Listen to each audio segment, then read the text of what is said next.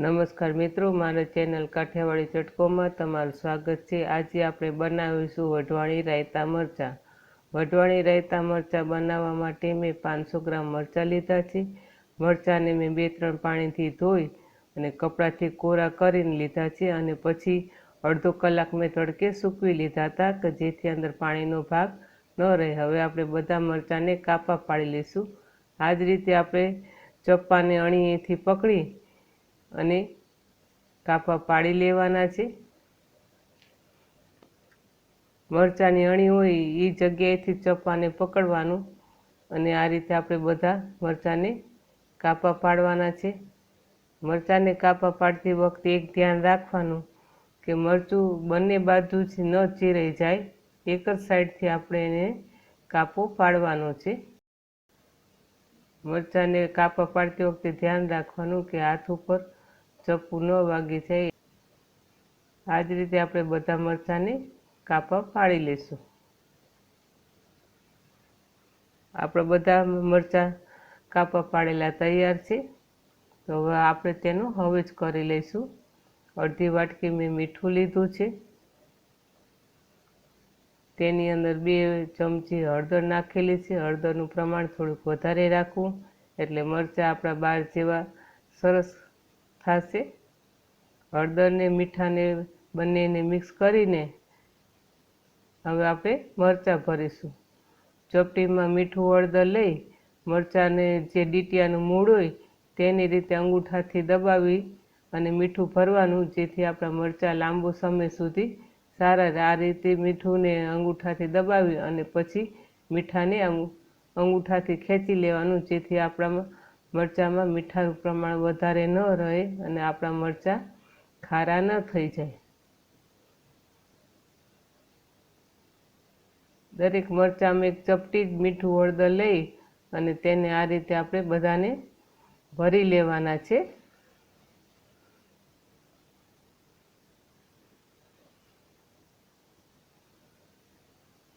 બધા મરચાં આપણા ભરાઈ ગયા છે, તેને આપણે 12 કલાક માટે રેસ્ટ કરવા મૂકવાના છે।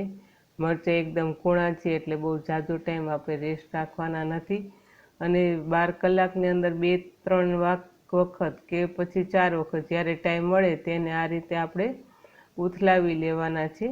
હવે આપણે મરચાંને 12 કલાક થઈ ગઈ છે। હવે આપણે આ મરચાંને કોરા કરી લઈશું। એક કાણાવાળો ઝારો લઈ તેની અંદર બધા મરચાં નાખી તેને આપણે પાણી નિતારી લેવાનું છે। મરચાંમાં પાણી હોય તે માટે આપણે હાથેથી આ રીતે પ્રેસ કરી અને બધું પાણી નિતારી લેવાનું।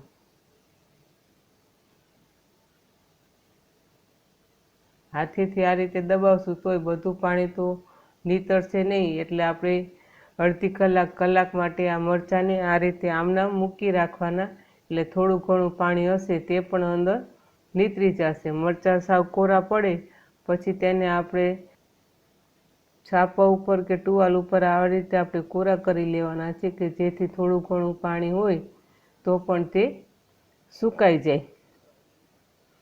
4 થી 5 કલાક માટે આ રીતે મરચાંને આપણે સુકવવાના છે। એક સાઈડ આપણે સૂકવેલા મરચાં છે ને બીજી સાઈડ આપણે સુકાઈ ગયા છે તે મરચાં છે। આ જ રીતે આપણે બધા મરચાંને સૂકવી લેવાના 4-5 કલાક માટે। હવે આપણે મરચાંનો હવેજ કરી લઈશું। 4 ચમચી રાઈના કુરિયા લીધા છે। રાઈના કુરિયાને આપણે ખાંડણીમાં લઈ અને તેને દસ્તાથી અધકચરા જ વાટવાના છે, મિક્સરમાં ન વાટવા, નહીં તો રાઈના કુરિયા જો વધારે વટાઈ જશે ને તો પછી આપણા મરચાં થોડા કડસા લાગશે, એટલે અધકચરા આ રીતે આપણે વાટી લેવાના।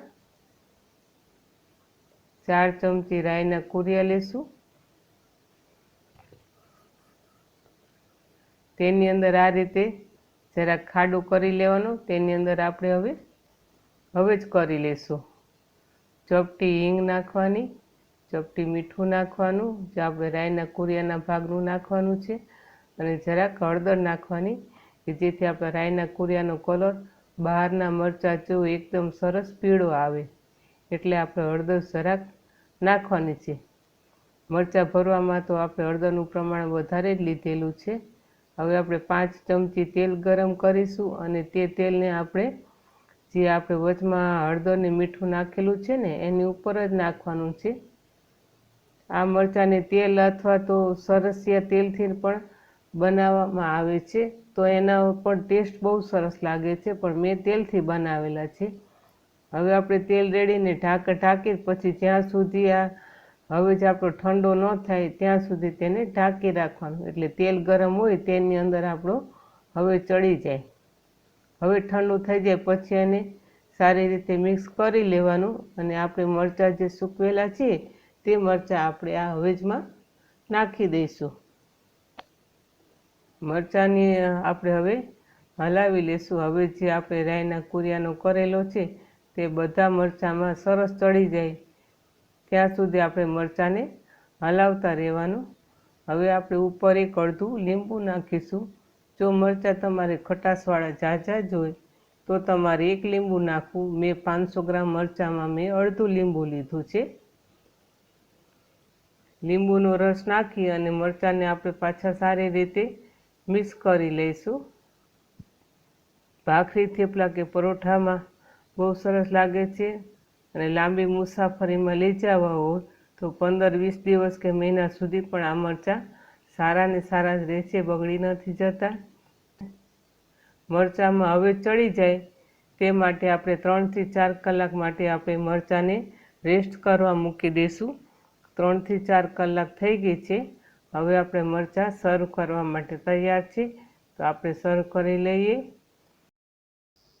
જો તમને મારો વિડીયો ગમ્યો હોય તો મારી ચેનલને લાઈક, શેર અને સબસ્ક્રાઈબ કરજો અને તમારા ગ્રુપમાં શેર કરજો।